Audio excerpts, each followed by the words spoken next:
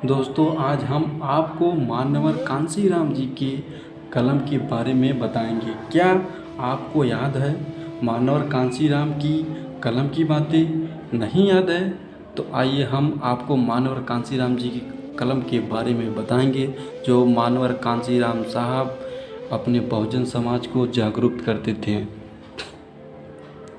अपने कैडर में मानवर कांशीराम एक बहुत दिलचस्प किस्सा कहते थे और इस किस्से के जरिए तमाम लोग मानवर की बात को समझ जाते थे। असल में मानवर कांशीराम जिन लोगों के बीच काम करते थे, जिन्हें जगा रहे थे, उसका बहुसंख्यक हिस्सा कर गरीब और कम पढ़ा लिखा था। उन्हें उनकी ही भाषा में समझाना ज़रूरी था, तभी कांशीराम जी की बात समझ पाते। इस लिहाज से कांशीराम जी ऐसे ऐसे किस्से ढूंढ लेते जिससे बहुजन समाज के लोग उनकी बात आसानी से समझ जाते। जैसे बाबा साहेब को वह टाई वाले बाबा कहते, तो ऐसे ही ज्योतिबा फुले को पगड़ी वाला बाबा कहकर संबोधित किया करते थे। जब वो बहुजन समाज को इनके बारे में बताते तो ऐसे संबोधन सुनकर सभी लोग तुरंत समझ जाते कि आखिर मानवर किसके बारे में बता रहे हैं। इसी तरह से कांशीराम जी एक कलम के जरिए भी अपनी बात बताते थे। हाथ में कलम लिए उनकी वह फोटो काफ़ी चर्चित है। कांशीराम जी या पूछते कि कलम चलती कैसे है, लोग बताते कि स्याही या फिर लीड से कलम चलती है। फिर कांशीराम जी उनसे यह भी पूछते कि दिखता क्या है। जाहिर सी बात है कि मौजूद लोग पेन के कवर को बताते थे।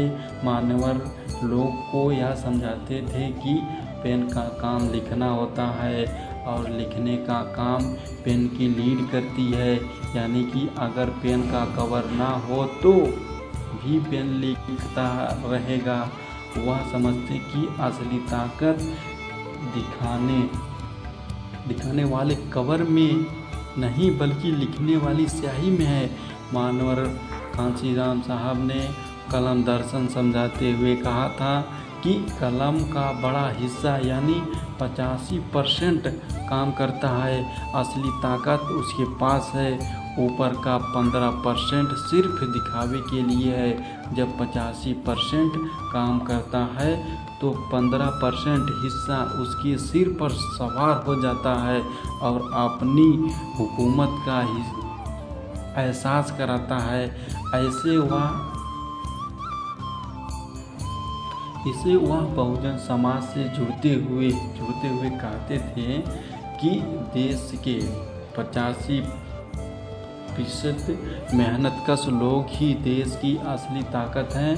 ताकत होते हुए भी वह लाचार है, जबकि 15% लोग के पास सारी ताकत है और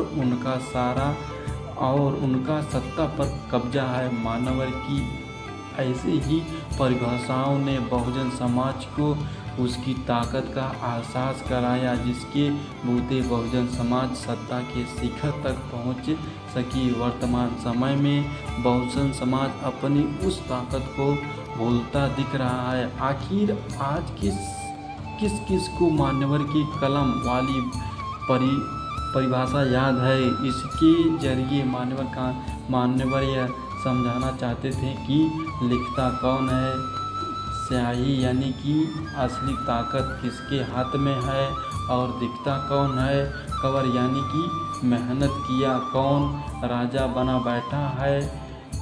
बहुजन समाज के हर व्यक्ति को मानवर द्वारा दी गई इस परिभाषा से सीख लेते हुए अपनी ताकत को पहचानना होगा। यही उन्हें सच्ची श्रद्धांजलि होगी। बहुजन महानायक को नमन।